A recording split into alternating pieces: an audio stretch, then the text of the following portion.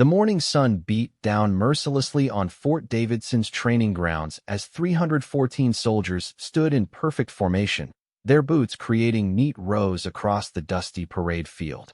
Among them stood Sarah Chun, her compact 5'4" frame dwarfed by the towering men surrounding her. At 23, she had already earned a reputation that preceded her arrival at the elite military training facility, though most of the soldiers present knew nothing about her background. Captain Marcus Reed surveyed his troops with the practiced eye of a 15-year veteran. His weathered face showed no emotion as he walked slowly down the first row, inspecting uniforms and posture with military precision.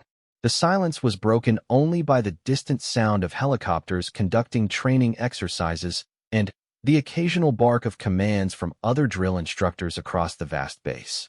"Today marks the beginning of advanced combat training," Reed announced, his voice carrying across the formation without need for amplification. "For the next 6 weeks, you will be pushed beyond what you think are your limits. Some of you will discover strength you never knew you possessed. Others will learn that this program is not meant for them."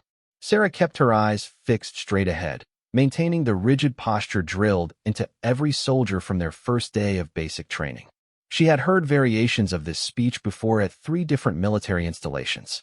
What made Fort Davidson different was its reputation for producing the military's most elite fighters and its zero-tolerance policy for anything less than absolute excellence.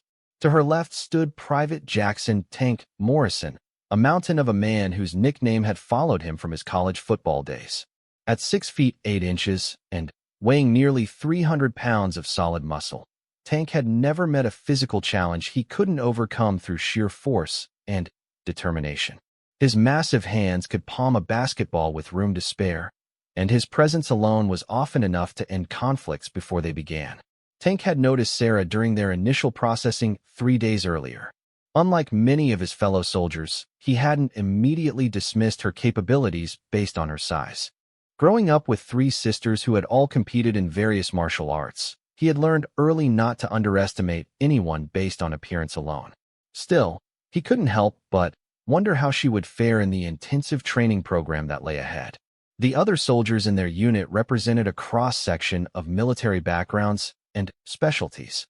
There was Rodriguez, a former Navy SEAL who moved with the fluid grace of someone always ready for action. Williams brought expertise from Army Rangers, his lean frame hiding the kind of endurance that allowed him to march 50 miles with full gear without breaking stride. Peterson had served with the Marines in 3 combat zones, his quiet demeanor masking a warrior's spirit that had kept him alive when others had fallen. "Combat training at Fort Davidson is unlike anything you have experienced before," Captain Reed continued, beginning his slow walk down the second row. "We do not simply teach you to follow orders or master weapon systems. We forge you into thinking fighters who can adapt and overcome any situation the enemy might present." Sarah's mind wandered briefly to the events that had brought her to this moment. Her journey to Fort Davidson had begun in a small dojo in San Francisco's Chinatown, where her grandmother had first introduced her to the ancient art of Wing Chun Kung Fu when she was just 7 years old. Her grandmother, Lin Wei Chun, had been one of the few female students ever accepted by the legendary Ip Man himself, though this was a fact the family rarely discussed outside their inner circle. Growing up, Sarah had spent every afternoon after school in that dimly lit dojo, learning not just the physical techniques, but the philosophy and mental discipline that formed the foundation of true martial arts mastery. Her grandmother had been a demanding teacher, never accepting anything less than perfect form and complete dedication. "The body follows the mind," Lin Wei would say in her heavily accented English. "Master your thoughts, and your body will become a weapon that no enemy can defeat." By the time Sarah reached high school, she had progressed far beyond what most students achieved in a lifetime of study. She could generate devastating power from distances measured in inches, redirect force with minimal effort, and read an opponent's intentions through subtle shifts in posture and breathing. More importantly, she had developed the kind of mental control that allowed her to remain calm and focused regardless of external circumstances. The decision to join the military had surprised her family and friends. With her academic achievements and test scores, She could have attended any university in the country. Several martial arts academies had offered her teaching positions that would have provided a comfortable living while allowing her to share her knowledge with the next generation of students. Instead, she had chosen a path that would test everything her grandmother had taught her in ways that the controlled environment of a dojo never could. Basic training had been almost disappointingly easy. While other recruits struggled with the physical demands and mental pressure, Sarah had found herself operating well within her comfort zone. Her drill instructors had initially viewed her with skepticism, but that had quickly changed to respect as she consistently outperformed soldiers twice her size in every measurable category. What had truly set her apart was not just her physical capabilities, but her ability to help struggling recruits overcome their limitations. She had an intuitive understanding of how to break down complex movements into manageable components, and her patient teaching style had helped turn several potential washouts into solid soldiers. By graduation, even the most hardened drill instructors spoke of her with genuine admiration. The first phase of training will focus on hand-to-hand combat, Captain Reed announced, snapping Sarah's attention back to the present moment. You will learn techniques for close-quarters battle, defensive measures, and offensive capabilities that could save your life in situations where conventional weapons are not available or practical. Tank felt a familiar surge of excitement at the mention of hand-to-hand combat. Throughout his athletic career, he had relied on his size and strength to overwhelm opponents, and that approach had never failed him. Even during basic training, when recruits were taught basic self-defense techniques, he had easily overpowered every training partner he faced. The idea of learning more advanced combat skills appealed to his competitive nature. Around him, other soldiers showed varying degrees of enthusiasm for the announcement. Some, like Peterson and Rodriguez, nodded slightly in acknowledgement of training they had already mastered to various degrees. Others, particularly those who had served primarily in technical or support roles, looked nervous at the prospect of intensive physical combat training. Hand-to-hand combat is not about size or strength, Reed continued, his eyes scanning the formation with practiced intensity. It is about understanding leverage, timing, and the ability to exploit an opponent's weaknesses while protecting your own. The smallest person in this formation may well prove to be the most formidable fighter, while the largest may discover that their perceived advantages can become liabilities in the hands of a skilled opponent. The captain's words hung in the air as several soldiers unconsciously glanced toward Sarah, though none dared to turn their heads obviously enough to draw attention from their commanding officer. The implication was clear, even if not explicitly stated, and Sarah felt the familiar mixture of anticipation and wariness that came with being singled out, however subtly. Training will begin immediately after lunch, Reed announced. Report to Combat Arena 7 at 1300 hours in full training gear. Dismissed. The formation broke apart with the efficiency of well-trained soldiers. But instead of the usual relaxed chatter that accompanied the end of formal activities, an unusual tension filled the air. Word had already begun to spread through unofficial channels about some of the soldiers' backgrounds, and speculation about the upcoming training had reached fever pitch among certain groups. Tank found himself walking alongside Sarah as they headed toward the mess hall, their natural pace similar despite the significant difference in their stride length. "So," he said, his deep voice carrying a friendly tone, "I heard through the grapevine that you've got some interesting skills beyond the standard military training." Sarah glanced up at the giant walking beside her, noting the genuine curiosity in his expression rather than the challenging attitude she had encountered from some other soldiers. "Everyone here has skills beyond standard training," she replied diplomatically. "That's why we're at Fort Davidson instead of a regular posting." "Fair enough," Tank chuckled, appreciating her discretion. "I'm just curious because I've been doing martial arts myself since I was a kid. Nothing fancy, just basic karate and some boxing. Always interesting to meet someone else who might have similar background." They walked in comfortable silence for a moment before Tank continued. "My sisters always said that the best fighters aren't necessarily the biggest ones. Took me a while to really understand what they meant, but I think I'm starting to get it." Sarah smiled at the mention of his sisters. "Smart women. Size can be an advantage in certain situations, but it can also be a limitation if you become too dependent on it. The best fighters learn to use whatever attributes they have while developing skills that don't rely on any single advantage. As they entered the mess hall, Sarah couldn't help but notice the way conversations seemed to pause as she passed certain tables, then resume in hushed tones once she had moved on. The military was notorious for its gossip networks, and she suspected that word of her martial arts background had already begun to spread among the troops. What concerned her more than the attention itself was the potential for misunderstanding about her intentions and capabilities. Throughout her military career, she had encountered soldiers who viewed her skills as either a threat to be eliminated or a challenge to be overcome. Both attitudes led to unnecessary conflicts that served no constructive purpose. Tank guided them to a table where several other soldiers from their unit had already gathered. Rodriguez looked up as they approached, his dark eyes taking in Sarah's relaxed demeanor and Tank's easy smile. "So," he said without preamble, "anyone want to place bets on how the afternoon training is going to go?" "Depends what they're planning to teach us," Williams replied around a mouthful of sandwich. "If it's basic stuff, it'll be pretty boring for some of us. If they're going to push into advanced techniques, things could get interesting pretty quickly." Peterson, who had remained quiet during most conversations since their arrival, finally spoke up. "Advanced combat training at Fort Davidson isn't about teaching techniques most of us don't already know. It's about testing our limits and seeing how we perform under pressure against opponents who aren't going to go easy on us." The table fell silent as the implications of Peterson's statement sank in. Unlike basic training, where instructors carefully controlled every aspect of combat exercises to prevent serious injuries, advanced programs often involved full-contact situations where the margin for error was significantly smaller. Sarah ate her lunch methodically, her mind already beginning to prepare for the afternoon's activities. She had learned long ago that the key to surviving challenging training was not just physical preparation, but mental readiness for whatever scenarios might arise. Her grandmother's teachings echoed in her thoughts. The opponent you face is never as dangerous as the one you imagine. See clearly, react appropriately, and trust your training.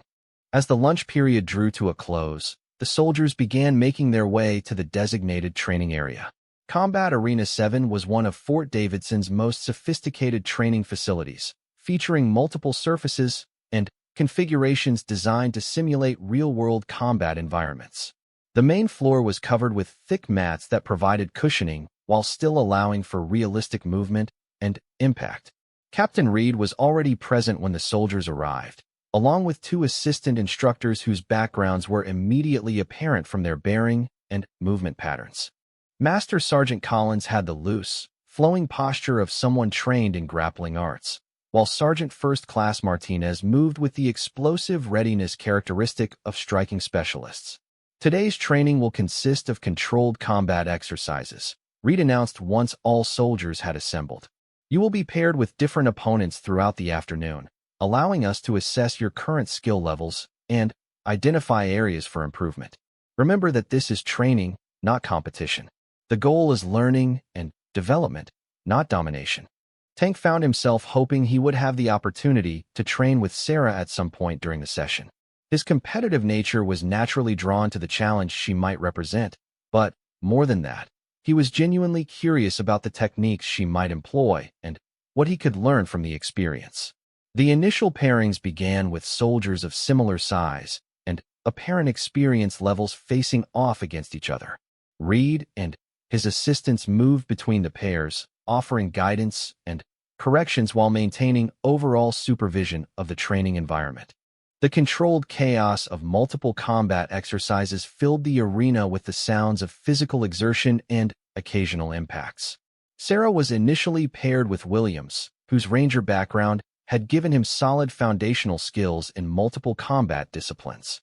Their first engagement was deliberately slow and technical, allowing both fighters to assess each other's capabilities without the intensity that might lead to injuries or misunderstandings.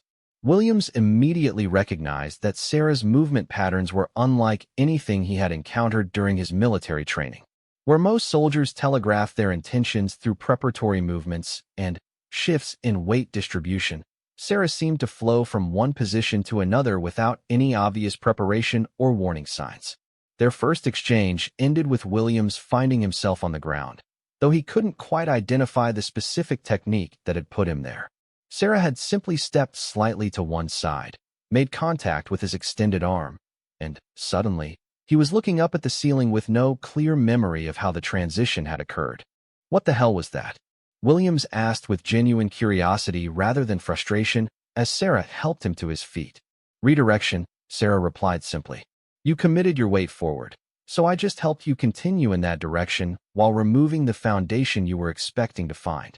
Williams nodded thoughtfully, filing away the experience for future analysis.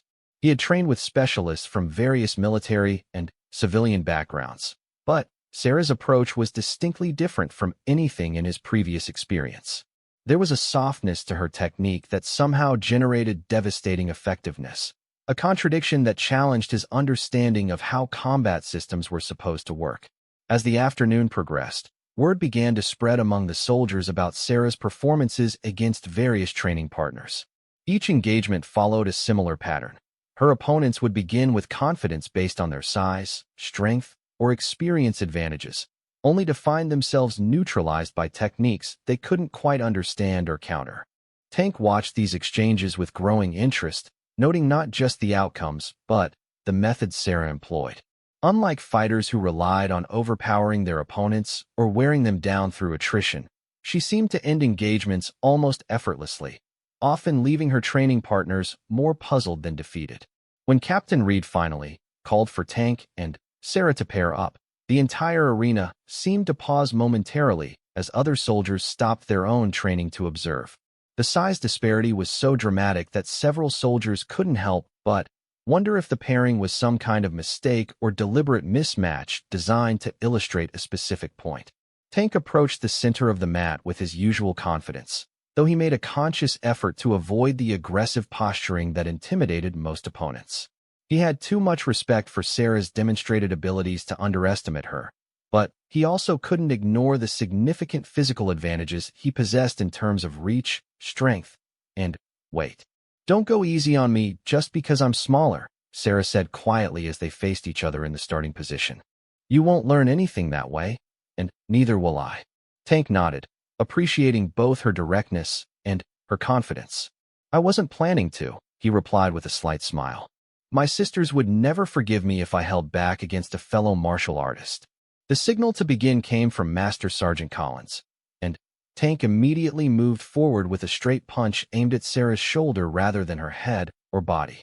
He had chosen the target deliberately, intending to test her defensive capabilities without risking serious injury, even if his attack connected cleanly.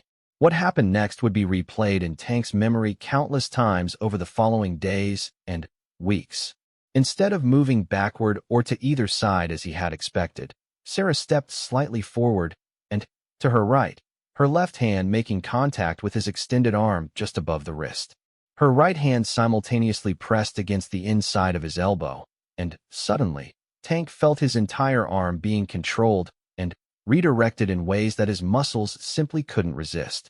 The sensation was unlike anything he had ever experienced in years of athletic competition and military training. It wasn't that Sarah was stronger than him. Even in that moment of confusion, he could tell that she was applying relatively little force. Instead, she seemed to have found some leverage point that made his strength completely irrelevant to the outcome of their engagement. Tank tried to pull his arm back or change the direction of his attack, but found that every adjustment he made only seemed to give Sarah more control over his movement and position. It was as if his own strength and momentum were being turned against him through some mechanism he couldn't understand or counter. The entire sequence lasted perhaps 3 seconds, though to Tank it felt both instantaneous and eternal. In that brief span, he experienced the humbling realization that all of his physical advantages meant nothing against an opponent who understood principles of leverage and control that he had never even imagined. The sharp crack that echoed through the arena was followed immediately by Tank's howl of pain as he found himself on his knees with his right arm bent at an angle that nature had never intended. The sound was unmistakable to anyone who had ever heard a bone break, and the sudden silence that fell over the training area reflected the shock of 314 soldiers who had just witnessed something that challenged their understanding of how physical confrontations were supposed to work. Sarah immediately released her hold and knelt beside Tank, her training automatically shifting from combat mode to medical assistance. "Don't move," she instructed firmly but gently. "Your arm is broken, but if you stay still, we can minimize the damage until medical arrives." Tank's face had gone pale, and sweat beaded on his forehead as the initial shock of the injury began to give way to waves of intense pain. He looked up at Sarah with an expression that mixed agony with genuine amazement. "How?" he managed to gasp between controlled breaths. "Leverage and timing," Sarah replied, already signaling to Captain Reed for medical assistance. "You committed your full strength to a linear attack. I just redirected that force through your arm's weakest structural point while removing your base of support. Your own power did the rest." The medical team arrived within minutes, their efficiency reflecting the kind of preparation that Fort Davidson maintained for training injuries. As they worked to stabilize Tank's arm and prepare him for transport to the base hospital, the arena remained unusually quiet, with most soldiers still processing what they had witnessed. Captain Reed approached Sarah as the medical team loaded Tank onto a stretcher. His expression was unreadable as he studied the young woman who had just demonstrated capabilities that exceeded even his extensive experience with elite fighters. "That was not a beginner's technique," he observed quietly. "No, sir, it wasn't," Sarah agreed. "Tank is a good fighter with solid instincts. He deserved to face someone who would challenge him appropriately." Reed nodded slowly, his mind already working through the implications of having a soldier with Sarah's evident capabilities in his training program. The broken arm had been an accident. He was certain of that from observing the engagement and Sarah's immediate response. But the level of skill required to execute such a technique suggested that her military records might not fully reflect her true abilities. "We'll continue training tomorrow," Reed announced to the assembled soldiers. "Today's session has provided valuable learning opportunities for everyone present. You are dismissed." As the soldiers filed out of the arena, Sarah could feel the weight of the news of Tank Morrison's broken arm spread through Fort Davidson like wildfire, carried by the whispered conversations of soldiers who had witnessed something they struggled to explain. By evening chow, every unit on the base had heard some version of the story, though the details varied wildly depending on who was telling it and how many times it had been retold. In the enlisted mess hall, groups of soldiers huddled around tables, their voices low but animated as they debated what had actually happened in Combat Arena 7. Some claimed that Sarah Chun had used some kind of illegal technique that should have been forbidden in training exercises. Others insisted that Tank had simply fallen awkwardly, and that the entire incident was being blown out of proportion. Private Rodriguez, who had witnessed the encounter firsthand, found himself repeating the same explanation to increasingly skeptical audiences. "I'm telling you, it wasn't luck or an accident," he insisted to a table of Marines who had arrived at Fort Davidson just that morning. "She moved like water, and Tank went down like he'd been hit by a truck. I've never seen anything like it in 15 years of service." The Marines exchanged glances that mixed skepticism with curiosity. Sergeant Mike "Bulldog" Patterson, a 20-year veteran with scars from 3 combat deployments, leaned forward with narrowed eyes. "You're telling me that a woman who can't weigh more than 120 dropped Tank Morrison with a single move? Tank, who benched 450 in college and carried wounded Marines out of Fallujah?" "That's exactly what I'm telling you," Rodriguez replied firmly. "And I'm not the only one who saw it happen. Ask Williams, ask Peterson, ask any of the 300 soldiers who were standing right there watching." Patterson sat back in his chair, processing this information with the methodical approach that had kept him alive through multiple combat tours. He had encountered extraordinary fighters during his military career, including special operations personnel whose capabilities seemed to defy normal human limitations. But the idea that such skills could exist in someone who had never appeared on any of the military's elite fighter rosters challenged his understanding of how the system worked. "Where did she train?" Patterson asked. "Delta Force, Navy SEALs, some classified program we haven't heard about. Regular Army, as far as anyone knows," Rodriguez admitted. "Her file doesn't show any special operations background, just standard basic training and a few technical schools. Nothing that would explain what we saw today."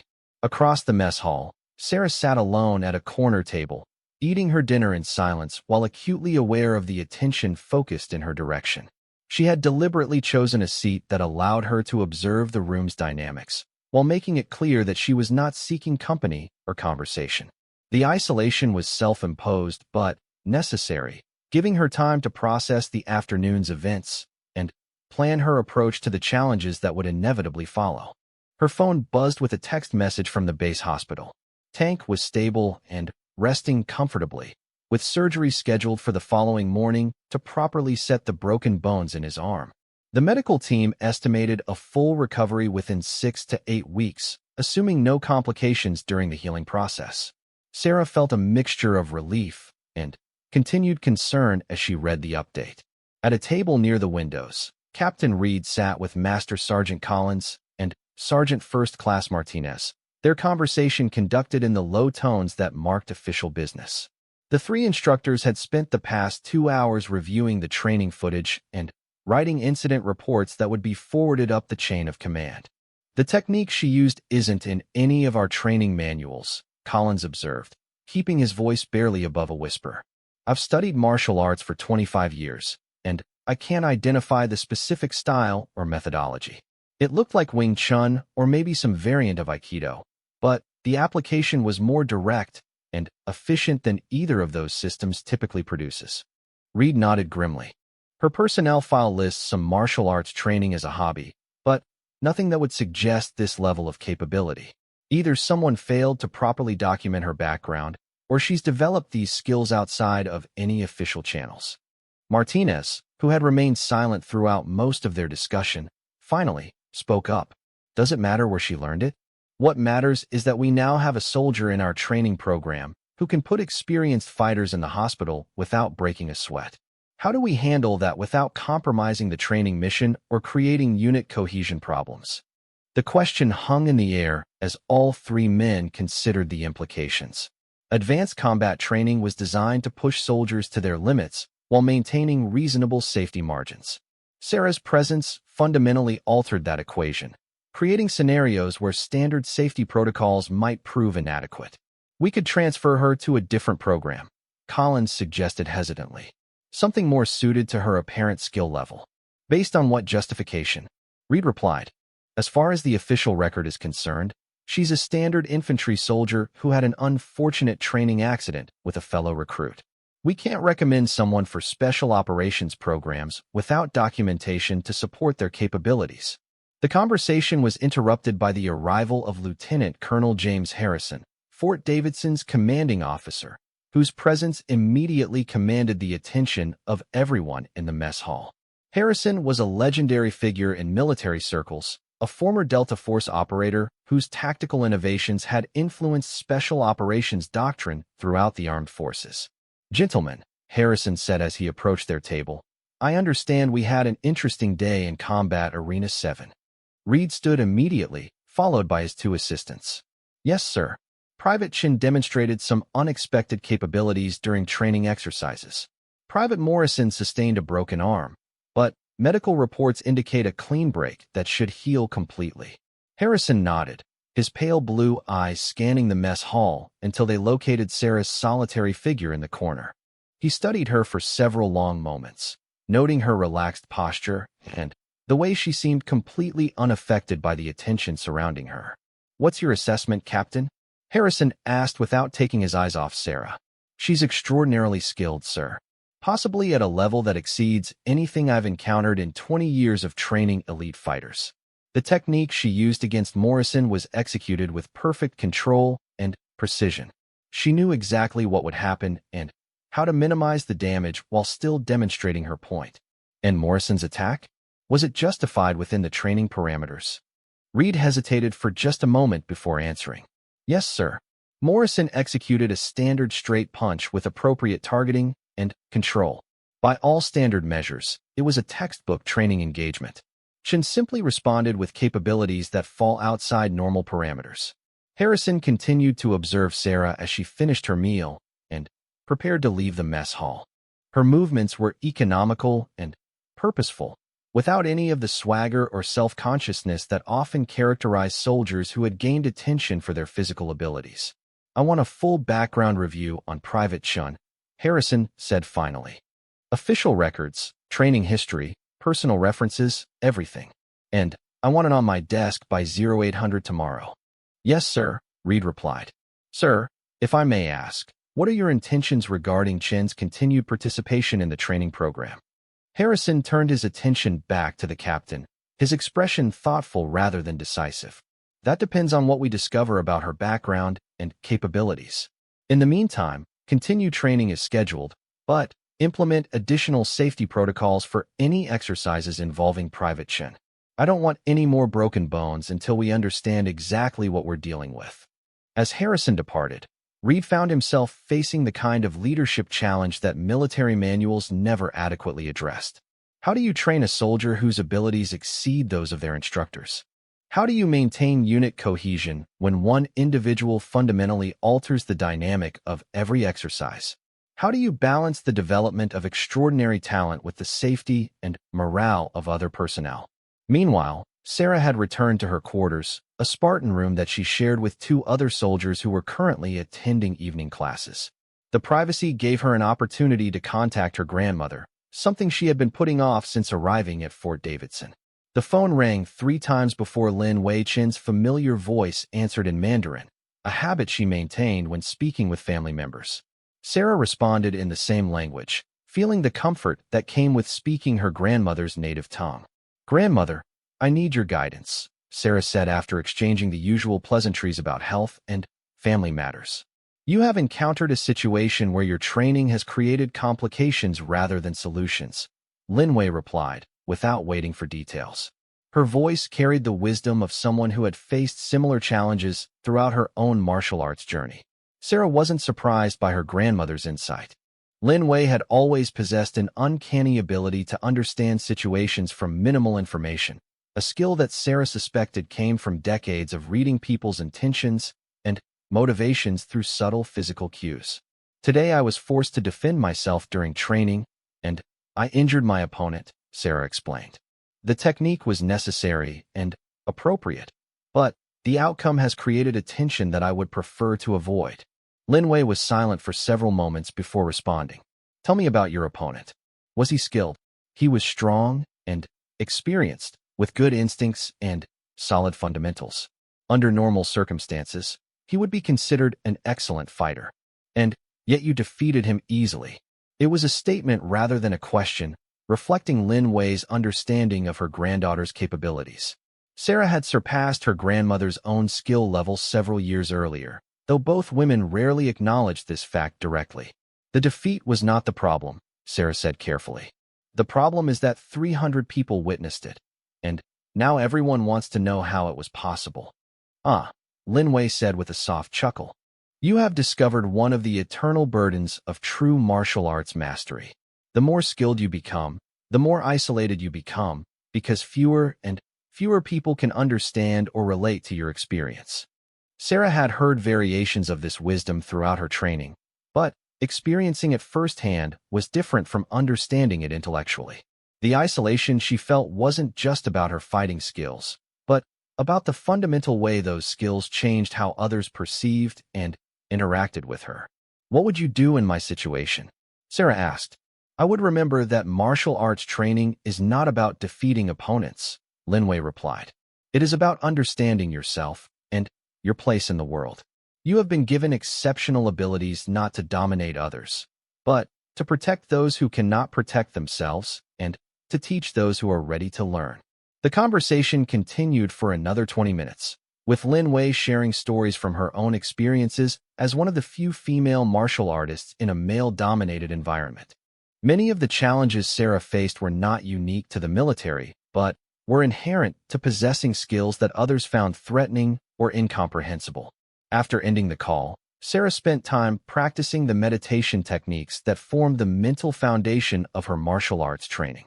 The physical techniques were only the outward expression of internal principles involving breath control, mental focus, and emotional regulation. These internal aspects were even more important than the external manifestations, though they were also far more difficult to teach or understand.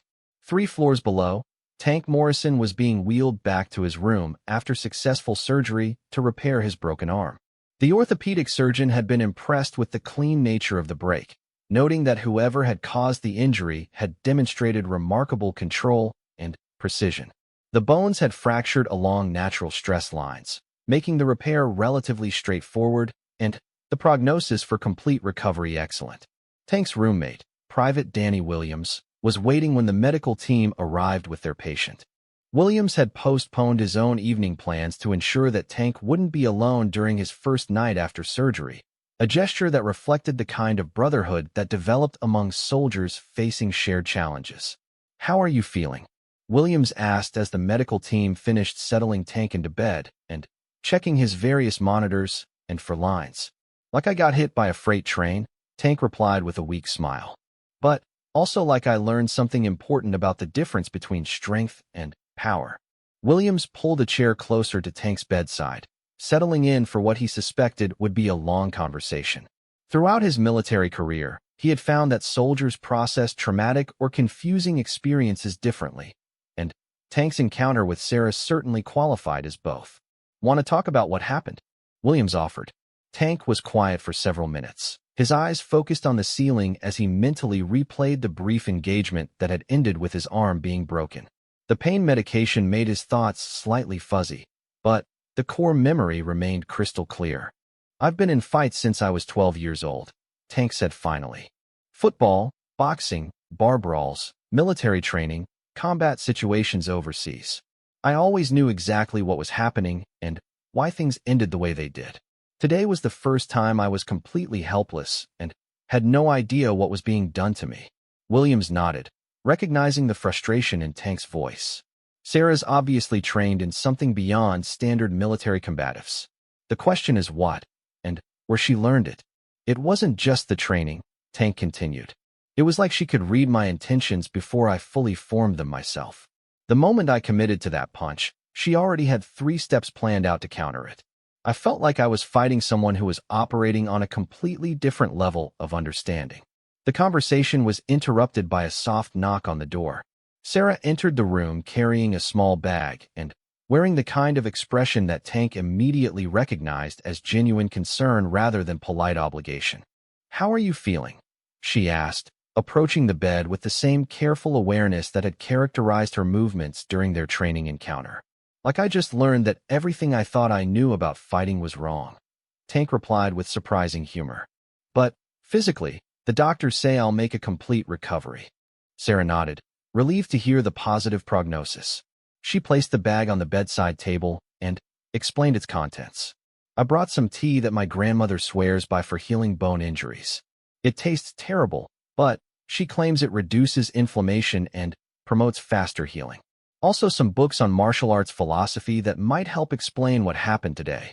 Tank struggled to sit up straighter in his bed, wincing as the movement pulled at his surgical site. "I don't understand how you did what you did," he said honestly. "But I respect the hell out of it. I've never encountered anyone who could make their point so definitively while still showing restraint. The technique I used is designed to end confrontations quickly with minimal long-term damage," Sarah explained. "Breaking your arm was not my goal, but it was the natural result of the leverage principles involved. In a real combat situation, I could have applied the same concepts to much more devastating effect." Williams had been listening to this exchange with growing fascination. "Would you be willing to teach some of those principles? Not necessarily the specific techniques, but the underlying concepts about reading opponents and controlling engagements." Sarah considered the request carefully. Teaching martial arts had always been an important part of her training under her grandmother's guidance. Lin Wei had emphasized that knowledge was meant to be shared with those who demonstrated genuine interest and appropriate respect for the responsibility that came with advanced skills. "I could share some basic principles," Sarah agreed. "But understanding requires more than just learning techniques. It requires a different way of thinking about conflict and how to resolve it effectively." Tank nodded enthusiastically despite his pain medication-induced grogginess. "I'm willing to learn a different way of thinking. Today proved that my current approach has some serious limitations." The three soldiers spent the next hour discussing martial arts philosophy and the fundamental differences between fighting to dominate an opponent versus fighting to control a situation. Sarah found herself explaining concepts that she had never put into words before, drawing on her grandmother's teachings to articulate principles that she had always understood intuitively. By the time visiting hours ended, Tank and Williams had gained a basic understanding of how traditional martial arts differed from the combatives' training they had received through military channels. More importantly, they had begun to appreciate why Sarah's approach to conflict was so effective and why it required a completely different mindset than conventional fighting systems. As Sarah prepared to leave, Tank called out to her one final time. "Chun, I need to ask you something, and I want a straight answer." Sarah paused at the doorway, waiting for his question. "Are there others like you? I mean, soldiers with your level of training who are operating under the radar in regular military units?" Sarah was quiet for a long moment before answering. "I don't know," she said honestly. "But I suspect that the military has always attracted people with exceptional skills who prefer not to advertise their capabilities. The question is whether those people choose to reveal themselves when circumstances require it, or whether they remain hidden throughout their entire service." After Sarah left, Tank and Williams continued their discussion well into the evening, both men grappling with the realization that their understanding of elite military capabilities might be far more limited than they had previously believed. The existence of soldiers like Sarah raised questions about the true extent of human potential and the hidden talents that might exist throughout the armed forces. Back in her quarters, Sarah found a message waiting for her from Captain Reed, requesting her presence at his office first thing in the morning for what was described as an administrative review. She suspected that the real purpose would be far more intensive than any routine paperwork review, but she was prepared to answer whatever questions might arise about her background and capabilities. Sarah arrived at Captain Reed's office 15 minutes before the scheduled appointment, a habit that had served her well throughout her military career. The administrative building's sterile corridors echoed with the sounds of boots on polished floors and the distant chatter of office personnel beginning their daily routines. She stood at attention outside Reed's door, reviewing the possible directions their conversation might take and preparing responses that would be both honest and strategically appropriate. At exactly 0800 hours, Reed's voice called for her to enter. Sarah found herself facing not just the captain, but also Lieutenant Colonel Harrison and a woman in civilian clothes whose presence immediately commanded attention. The woman appeared to be in her 40s, with sharp eyes that seemed to catalog every detail of Sarah's appearance and demeanor. "Private Chun, please take a seat," Reed said, indicating a chair position to face all three individuals. "This is Dr. Amanda Reeves from the Department of Defense's Human Performance Research Division. She's here to conduct some follow-up interviews regarding yesterday's training incident." Sarah settled into the indicated chair, maintaining the alert but relaxed posture that conveyed respect without submission.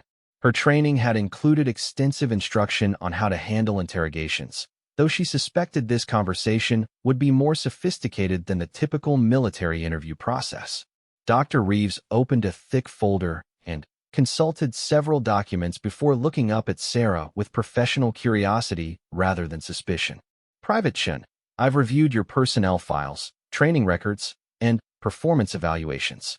Your documented background doesn't include any advanced martial arts training that would explain the capabilities you demonstrated yesterday. Can you help me understand where you acquired these skills?" Sarah had anticipated this question and had decided that honesty would serve her better than evasion, though she would need to be selective about which details to emphasize. "Ma'am, I began studying Wing Chun Kung Fu when I was 7 years old under my grandmother's instruction. She was trained in traditional Chinese martial arts before immigrating to the United States. I've continued training throughout my life, including during my military service." "Wing Chun," Dr. Reeves repeated, making notes on a legal pad. "That's the same system that Bruce Lee studied before developing his own modified approach. But traditional Wing Chun training typically takes decades to reach true mastery. How would you characterize your current skill level?"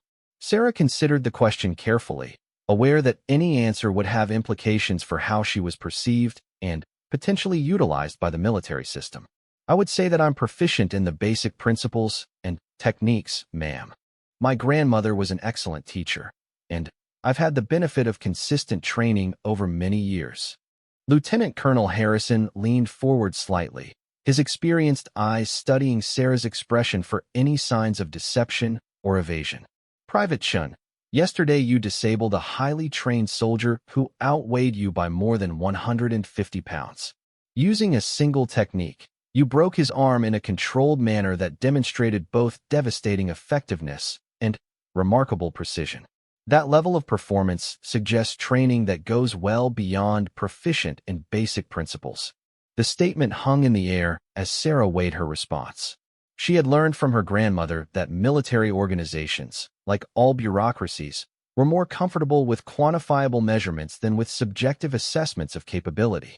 The challenge was providing enough information to satisfy their legitimate concerns without revealing details that might lead to unwanted scrutiny or pressure. Sir, martial arts mastery is difficult to quantify using conventional metrics, Sarah replied. The effectiveness of any technique depends heavily on timing, positioning, and the ability to read an opponent's intentions. Yesterday's outcome was the result of multiple factors coming together in a specific way that may not be easily repeatable. Dr. Reeves made additional notes before continuing her questioning. Have you ever competed in martial arts tournaments or received formal rankings or certifications that would document your skill level? No, ma'am. My grandmother's approach to training emphasized practical application over competitive performance. She believed that martial arts were tools for personal development and protection rather than for demonstration or sport. Reed, who had remained quiet during the initial exchange, finally spoke up. Chun, we're not trying to create problems for you. But yesterday's incident has raised questions about training protocols and safety measures that we need to address. If you have capabilities that exceed those of other soldiers in the program, we need to understand the extent of those capabilities to ensure appropriate training scenarios. Sarah appreciated Reed's straightforward approach and decided to provide a more complete picture while still maintaining appropriate boundaries. Captain, I understand your concerns about safety and training effectiveness. I would be happy to work with your instructors to develop modified training protocols that account for different skill levels and approaches to combat. My goal is to contribute to the unit's overall effectiveness, not to create complications or disruptions. Lieutenant Colonel Harrison consulted his own set of documents before addressing Sarah directly. Private Chun, I'm going to share some information with you that's not generally available to soldiers at your rank level. The Human Performance Research Division has been studying exceptional military personnel for more than 20 years, documenting capabilities that fall outside normal parameters and looking for patterns that might inform training and recruitment programs. Sarah maintained her neutral expression while internally noting the significance of Harrison's revelation. The existence of such a program suggested that her situation was not unique and that the military had established procedures for handling soldiers with unusual capabilities. Dr. Reeves has identified fewer than 50 active duty personnel whose documented performance suggests abilities comparable to what you demonstrated yesterday, Harrison continued. Most of those individuals have been recruited into specialized programs where their unique skills can be utilized most effectively. We'd like to understand whether you might be interested in similar opportunities. The offer was presented as a question, but Sarah recognized the underlying implications. The military had ways of ensuring that personnel with valuable capabilities were utilized in appropriate roles, regardless of their personal preferences. The key was to navigate the conversation in a way that preserved her autonomy while demonstrating her value to the organization. Sir, I'm honored by your confidence in my abilities, Sarah replied carefully. I enlisted in the Army to serve my country and to challenge myself in ways that civilian life couldn't provide. I'm open to discussing how my skills might be used most effectively within the framework of my existing service commitment. Dr. Reeves leaned back in her chair, apparently satisfied with Sarah's responses thus far. One concern we have is the potential for soldiers with exceptional capabilities to become isolated from their units or to create resentment among personnel who feel that opportunities are not equally distributed. How do you handle the social dynamics that inevitably arise when your abilities become known? Sarah had given considerable thought to this issue since the previous afternoon's training session. Ma'am, I found that the best approach is to be available as a resource for other soldiers who want to improve their own capabilities, while avoiding any appearance of superiority or special treatment. Most people respect genuine skill when it's combined with genuine humility and a willingness to share knowledge. That's a mature perspective, Harrison acknowledged. But it's also idealistic. The reality is that exceptional performers often face resentment, sabotage, or social isolation regardless of their personal attitude or behavior. How do you deal with those challenges when they arise? The question touched on experiences that Sarah had encountered throughout her military career, though never to the extent that would likely follow the previous day's demonstration. Sir, I've learned that leading by example is more effective than trying to convince people through words. When soldiers see that exceptional skills are used to benefit the unit rather than for personal glory, most of them eventually come to appreciate and support those capabilities. Reed made notes on a clipboard before asking his next question. Chun, from a practical standpoint, how do you see yourself fitting into the remainder of the advanced combat training program? We need to maintain meaningful challenges for all participants while ensuring appropriate safety measures. Sarah had been considering this question since leaving Tank's hospital room the previous evening. Sir, I believe the most productive approach would be for me to serve as an assistant instructor for certain portions of the training, allowing other soldiers to benefit from exposure to different techniques and perspectives while ensuring that I'm also being challenged appropriately. Dr. Reeves looked up from her notes with obvious interest. That's an intriguing suggestion. Have you had any formal teaching experience? I help train newer students in my grandmother's school, and I've provided informal instruction to fellow soldiers when requested. Teaching martial arts requires understanding not just the techniques themselves, but how to break them down into components that can be learned progressively by students with different backgrounds and capabilities. Lieutenant Colonel Harrison exchanged glances with Reed and Dr. Reeves before making what appeared to be a decision. Private Chin, we're going to implement a modified training program that incorporates your suggestions. You'll continue as a participant in all standard exercises, but you'll also assist with instruction in specialized techniques that fall outside conventional military combatives. This arrangement will be evaluated on a weekly basis to ensure it's meeting everyone's needs. Sarah nodded her acceptance while feeling a mixture of relief and apprehension. The arrangement would allow her to remain with her unit while utilizing her skills in a constructive manner, but it would also place her in a position of increased visibility and responsibility that could create new challenges. There's one additional matter we need to discuss, Dr. Reeves said, consulting another document from her folder. The incident yesterday was filmed as part of routine training documentation.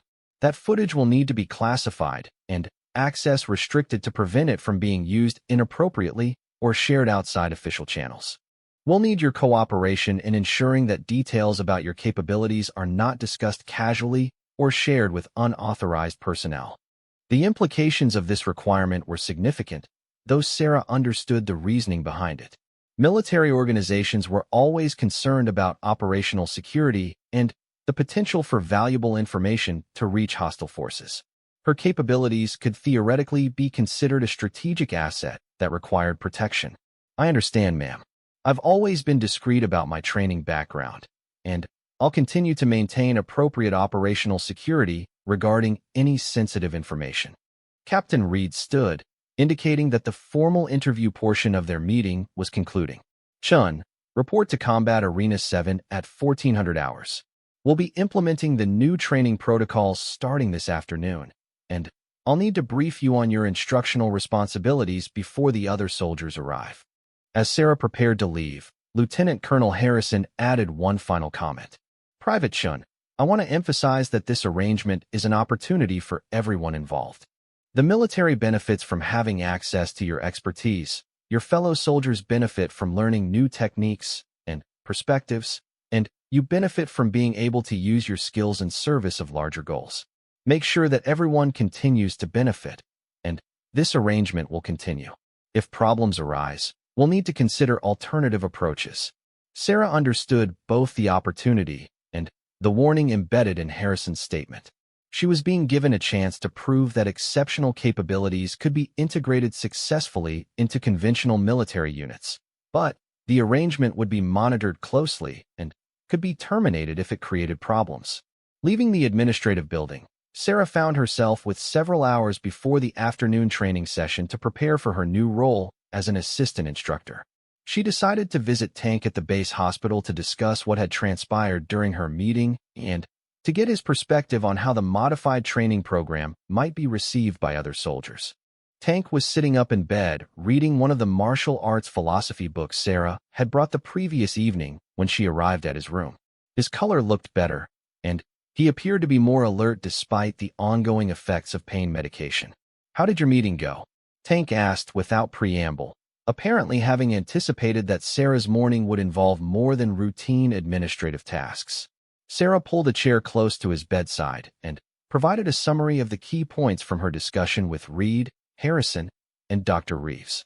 Tank listened attentively, occasionally asking clarifying questions that demonstrated his understanding of both the opportunities and potential complications inherent in the new arrangement.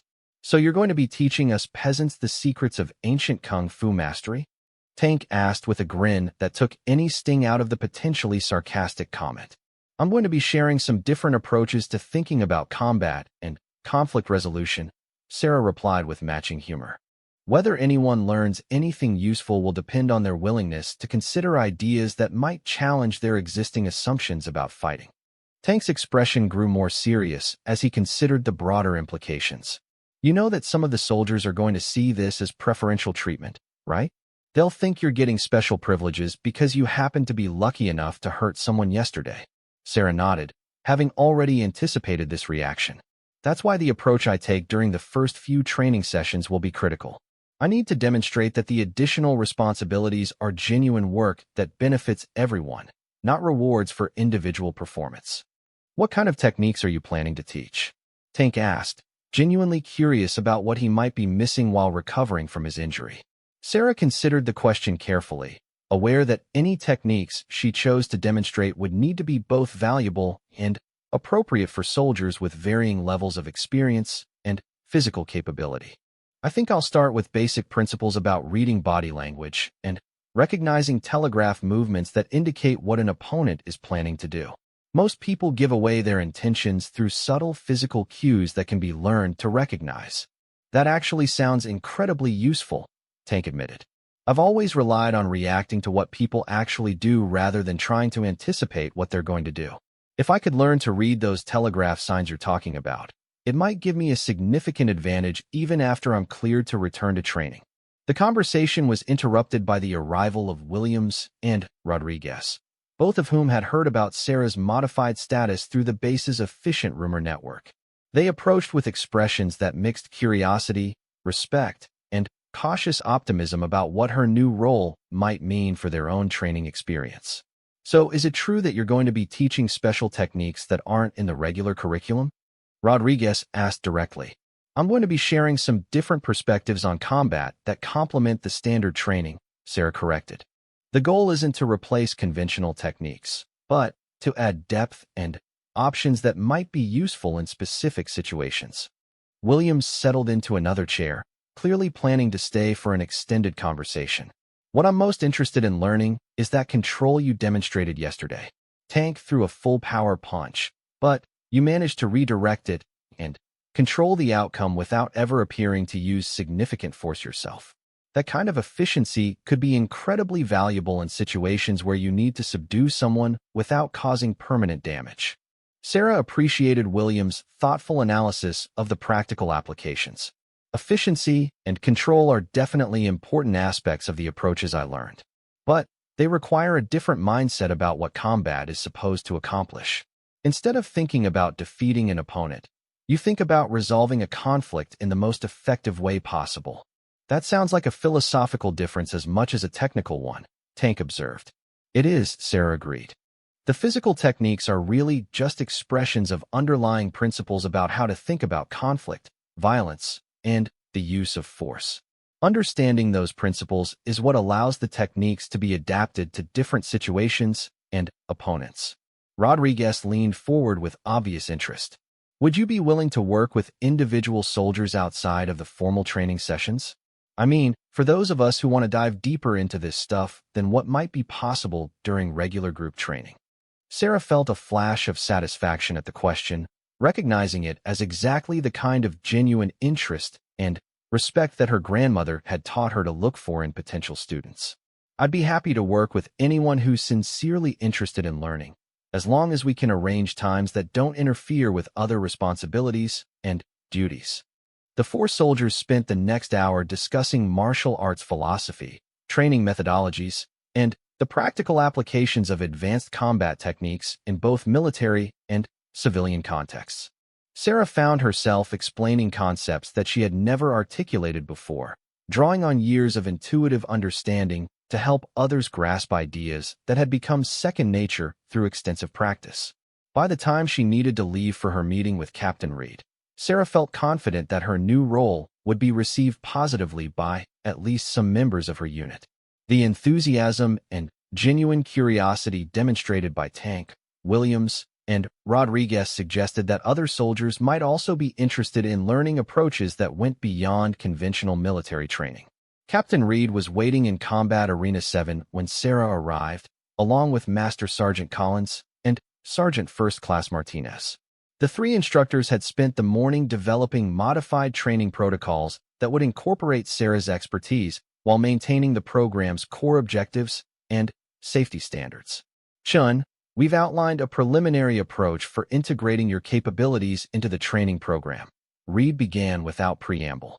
You'll assist with demonstrations of advanced techniques, provide individual coaching for soldiers who request additional instruction, and help develop scenarios that expose everyone to different approaches to combat problem solving. Sarah reviewed the written protocols Reed handed her, noting that they had been carefully designed to position her as a resource rather than a replacement for existing instructional staff.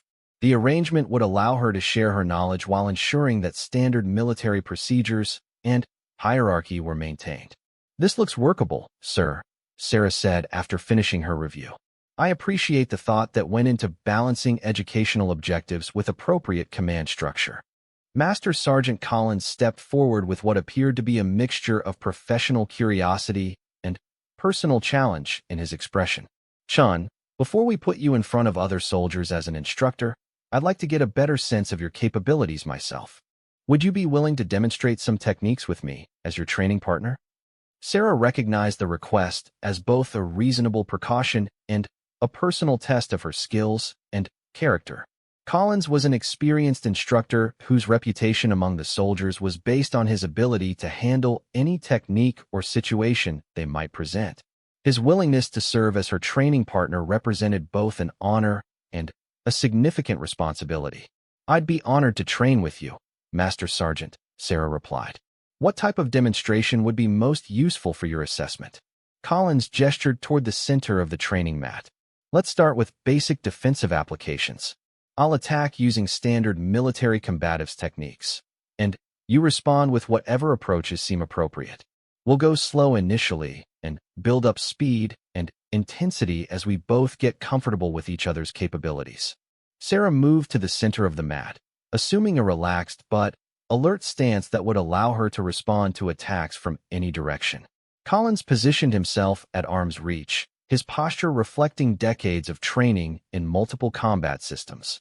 "Ready when you are, Master Sergeant," Sarah said quietly. Collins began with a slow, controlled jab aimed at Sarah's left shoulder, telegraphing his intention clearly to establish a baseline for their interaction. Sarah responded with a subtle deflection that redirected the attack without creating any dramatic visual effect, demonstrating control rather than flashy technique. "Good," Collins acknowledged. "Let's increase the speed and try some different angles." Over the next 20 minutes, Collins presented increasingly complex attacks, while Sarah demonstrated various defensive and counteroffensive techniques. Her responses remained controlled and precise, showing Collins exactly what she was capable of while avoiding any unnecessary force or risk. By the end of their training session, Collins had gained a clear understanding the soldiers filed into Combat Arena 7 with an undercurrent of anticipation that was markedly different from their usual training sessions. Word had spread throughout Fort Davidson about the morning's administrative meetings and Sarah's new role as an assistant instructor, creating a mixture of curiosity, skepticism, and excitement among the 313 remaining members of the Advanced Combat Training Program. Private Maria Santos, a former military police officer with extensive experience in crowd control and detainment procedures, took her position in formation while openly studying Sarah's demeanor and body language. Santos had heard dozens of conflicting accounts about the previous day's incident with Tank Morrison, and she was determined to form her own opinion based on direct observation rather than secondhand reports. Next to Santos stood Corporal James Mitchell, whose background in Army Rangers had given him exposure to some of the military's most advanced combat training programs. Mitchell was particularly interested in seeing whether Sarah's techniques could be adapted for special operations scenarios, where the ability to neutralize opponents quickly and quietly was often critical to mission success. Captain Reed called the formation to attention and began his briefing on the modified training protocols. Today marks the beginning of enhanced combat instruction that will incorporate techniques and perspectives from traditional martial arts systems. Private Chin will be assisting with demonstrations and individual instruction based on her extensive background in Wing Chun Kung Fu. Reed paused to scan the faces of his soldiers, noting the range of reactions from eager anticipation to barely concealed skepticism. I want to emphasize that these additional techniques are supplements to, not replacements for, standard military combatives. The goal is to expand your tactical options and deepen your understanding of combat principles that apply across multiple fighting systems. Sergeant First Class Martinez stepped forward to address practical concerns. Safety protocols remain our highest priority. All training exercises will begin at reduced speed and intensity, with gradual progression based on demonstrated competence and control. Anyone who feels uncomfortable with specific techniques or approaches should communicate that immediately to instructional staff. Sarah moved to the center of the training area, aware that every soldier was analyzing her appearance, movements, and demeanor for clues about her capabilities and character.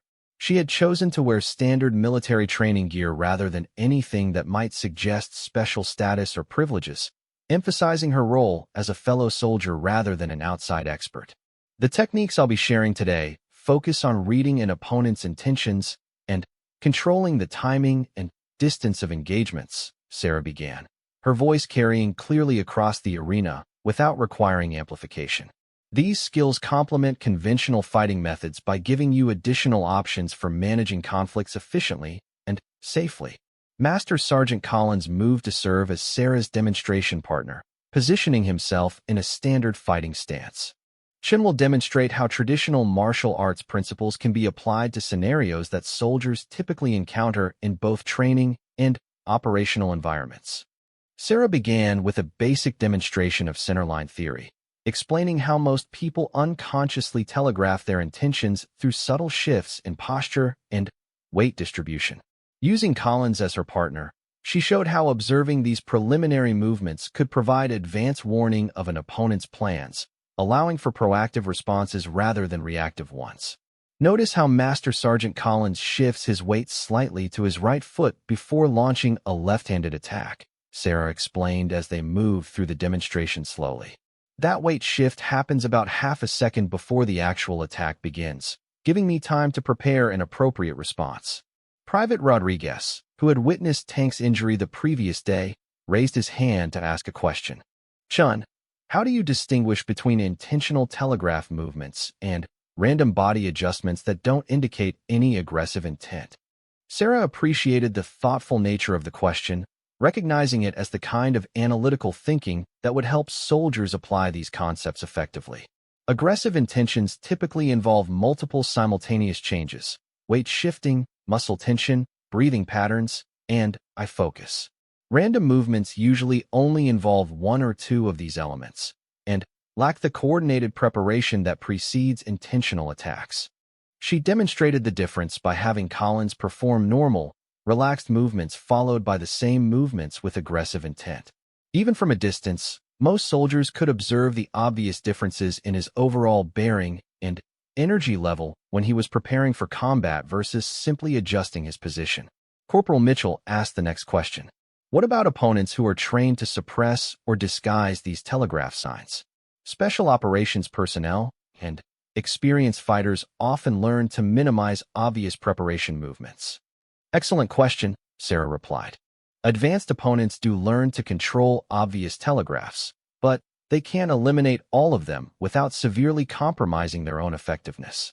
The key is learning to read more subtle indicators and to recognize patterns that even experienced fighters tend to maintain. Over the next hour, Sarah worked with different soldiers to demonstrate various applications of traditional martial arts principles to modern combat scenarios. She showed how proper footwork could improve both offensive and defensive capabilities, how understanding leverage could allow smaller fighters to control larger opponents, and how mental discipline could maintain effectiveness under stress. What impressed the soldiers most was not just Sarah's technical knowledge, but her ability to adapt her instruction to different learning styles and experience levels. When working with former special operations personnel like Rodriguez and Mitchell, she provided advanced concepts that challenged their existing understanding. When training soldiers with less combat experience, she broke down complex movements into simple components that could be learned progressively. Private Santos volunteered to serve as a training partner when Sarah began demonstrating defensive applications. Santos approached with the controlled aggression she had developed during her military police service, presenting realistic attacks that tested Sarah's ability to apply her techniques under genuine pressure. Santos, go ahead and grab my wrist as you would if you were trying to control a suspect during an arrest procedure, Sarah instructed. Santos applied a firm grip using proper police restraint techniques, positioning herself to leverage her body weight and strength advantage.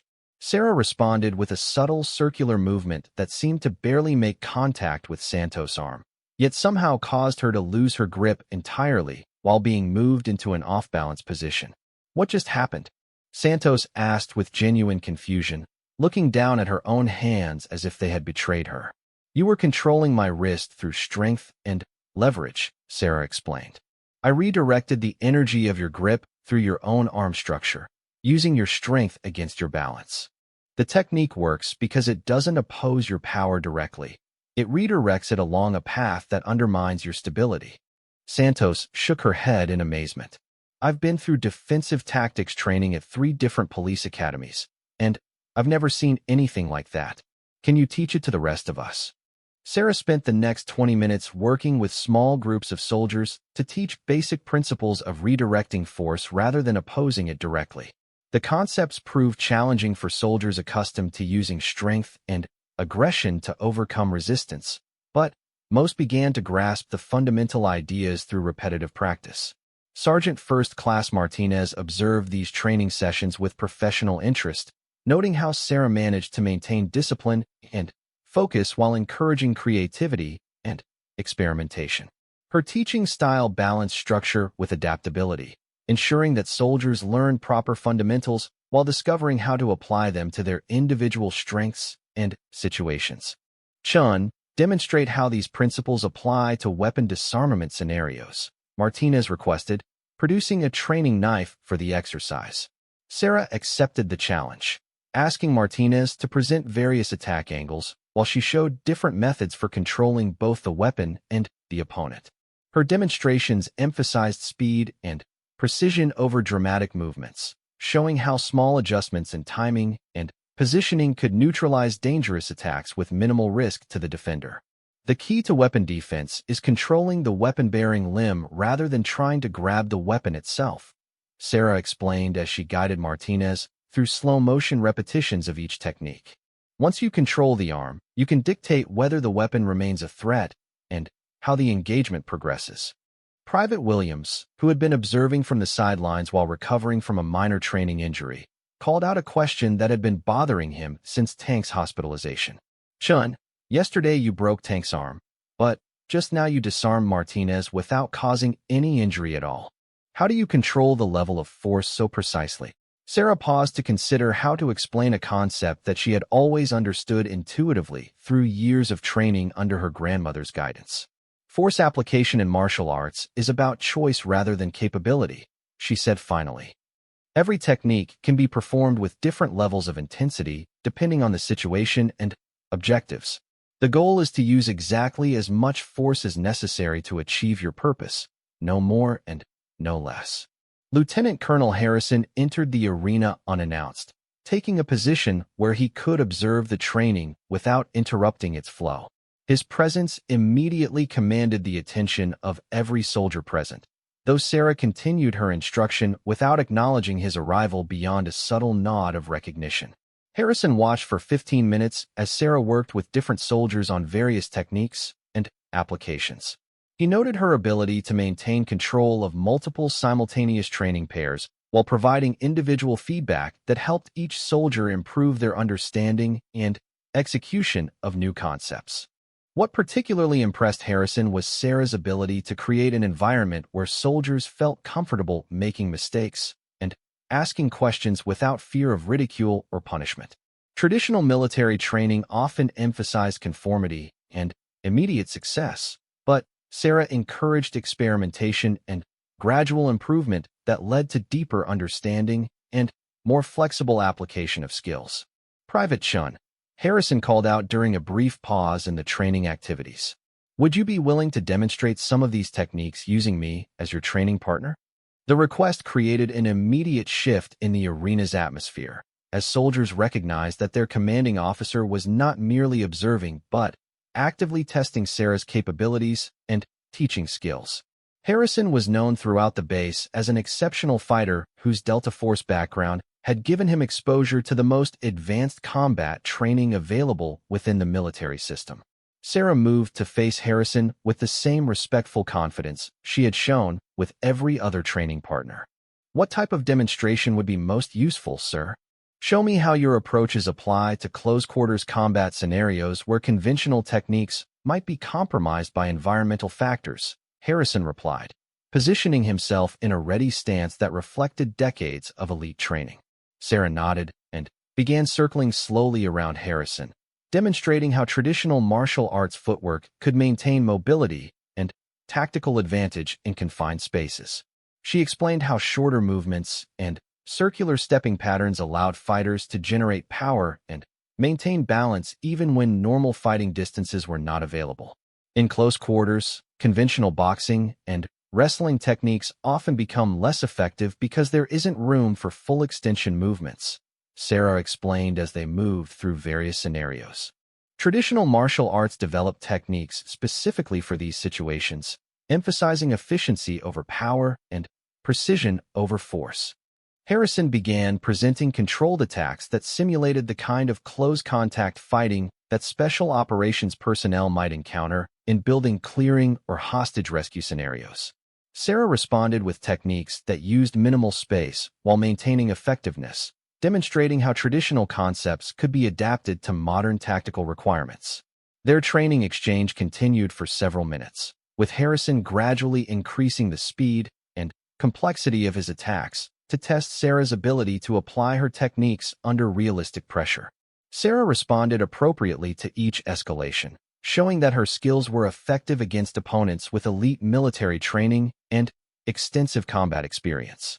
Outstanding work, Private Chun, Harrison said as they concluded their demonstration. Your techniques provide valuable tactical options that could enhance the effectiveness of soldiers in various operational environments. The endorsement from Lieutenant Colonel Harrison carried significant weight among the soldiers present, many of whom had been reserving judgment about Sarah's capabilities until they could see how she performed against their commanding officer's level of skill and experience. Captain Reed called for a brief break in training activities, allowing soldiers to discuss what they had observed and ask questions about specific techniques or applications. The conversations that developed were markedly different from typical training session discussions, with soldiers analyzing principles and concepts rather than simply reviewing physical movements. Private Santos approached Sarah during the break with obvious enthusiasm. Chun, I'm really interested in learning more about these redirection techniques. Do you think they could be adapted for use in military police scenarios where we need to control suspects without causing unnecessary injury? Absolutely, Sarah replied.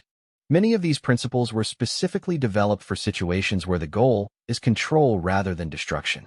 I'd be happy to work with you on applications that relate to your military police background. Corporal Mitchell joined their conversation with his own questions about special operations applications. The weapon disarmament techniques you demonstrated could be incredibly valuable for situations where we need to neutralize threats quietly without alerting other opponents in the area. Would you be willing to develop some specialized training scenarios that focus on those applications? Sarah felt a growing sense of satisfaction as she realized that her fellow soldiers were not just accepting her instruction, but actively seeking ways to integrate her techniques with their existing skills and mission requirements. This was exactly the kind of response her grandmother had taught her to hope for when sharing martial arts knowledge with others. I'd be honored to work with anyone who wants to explore these applications more deeply, Sarah said. The beauty of traditional martial arts is that the underlying principles can be adapted to almost any situation or objective, of Sarah's skill level and teaching capabilities. More importantly, he had developed respect for her approach to martial arts instruction, which emphasized safety, clear communication, and progressive skill development. Outstanding work, Chun, Collins said as they concluded their session. You've got the technical skills and the instructional temperament to be a valuable addition to our teaching team. I'm looking forward to seeing how the soldiers respond to your approaches. As other soldiers began arriving for the afternoon training session, Sarah felt prepared for the next phase of her military career. The demonstration with Collins had given her confidence that she could fulfill her new responsibilities effectively, and the positive responses from Tank, Williams, and Rodriguez suggested that her fellow soldiers were ready to learn from her expertise. The real test would come in the following hours and days, as she worked to prove that exceptional capabilities could be integrated successfully into conventional military training while maintaining unit cohesion and advancing everyone's development as soldiers and fighters. As she prepared for bed, Sarah reflected on the events of the day and their likely consequences. The demonstration of her skills had been unavoidable given Tank's aggressive approach, but it had also marked the end of her anonymity at Fort Davidson. From this point forward, every training exercise would be viewed through the lens of her proven capabilities, and every interaction would be colored by others' expectations and preconceptions. Her grandmother's voice echoed in her memory. The path of the martial artist is always lonely, because true mastery requires you to walk beyond where others can follow. But remember that loneliness is not the same as purposelessness. Your skills exist to serve something greater than yourself. Tomorrow would bring new challenges and new opportunities to demonstrate that exceptional abilities could coexist with military discipline and unit cohesion. The real test would not be her fighting skills, but her ability to use those skills in service of larger goals while maintaining the trust and respect of her fellow soldiers. The story was far from over, and Sarah sensed that the most significant challenges still lay ahead. But she also felt prepared to face whatever came next, armed with the wisdom of her grandmother's teachings and the growing support of soldiers who were beginning to understand that true strength came from more than just physical power. Their attention and the shift in how they perceived her. Word of the afternoon's events would spread through the base within hours, creating a reputation that would precede her into every future encounter. Walking back to the barracks, Sarah reflected on her grandmother's warnings about the burden that came with exceptional abilities. Power without wisdom becomes destruction, Lin Wei had often said.